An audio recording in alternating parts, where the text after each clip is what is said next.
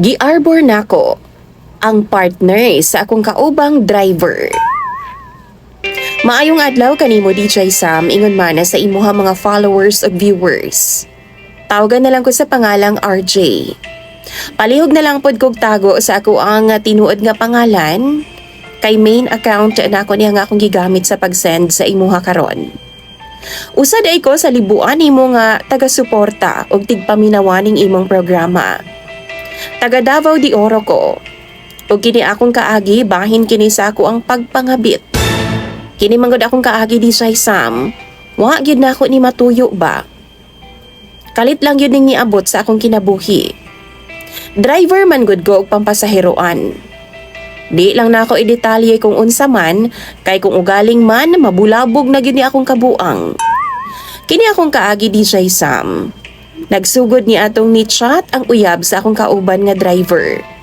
Gipangita niya ang iyang uyab.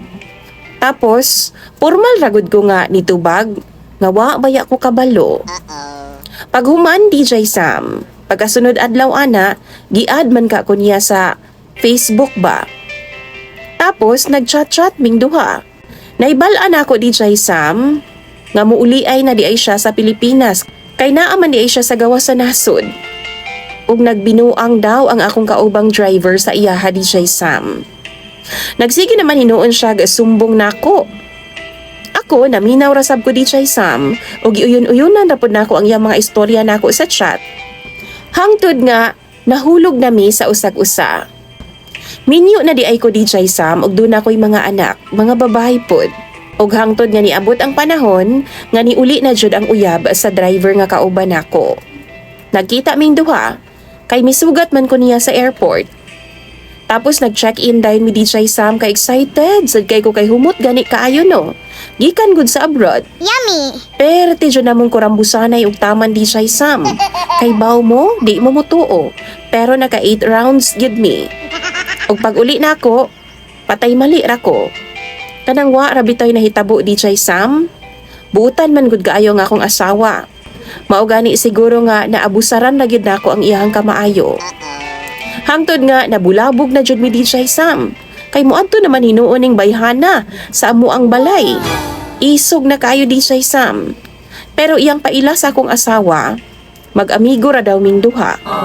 Kay baw mo DJ Sam, diyang nakita nako tong bayhana sa among balay mismo ug kaatubang pa gyud sa akong asawa.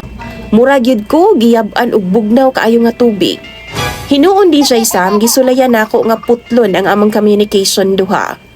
Nga di nami magkontakay pa, kay minyo na lagi ko. Gisamukan pud ko sa iyaha DJ Sam kay magsigig adto sa balay. Tapos naabay ang akong asawa, pamilyado ko DJ Sam ug sayod siya ana. Gusto lang kog malinawon nga kinabuhi. Pero sa karon, ang kuno nako, nga di gid siya mawa sa akong hunahuna ug mauna ang akong problema. Di gid ko makalimot niya. Utiun man gud siya DJ Sam. Mao gid na ang gusto nako sa mga babae ba. Tapos linginon pa gid siya og lawas. Gimingaw ko sa iyaha DJ Sam ug gahandom gyapon ko sa iyaha. Sige daw bi, tambagi daw ko ninyo sa comment section. Ganahan ko sa iyaha pero magsige man siya adto sa balay. Basahon ko na tanan ang inyong mga tambag. Dagan kayong salamat DJ Sam sa pagbasa aning akong istorya o akong problema.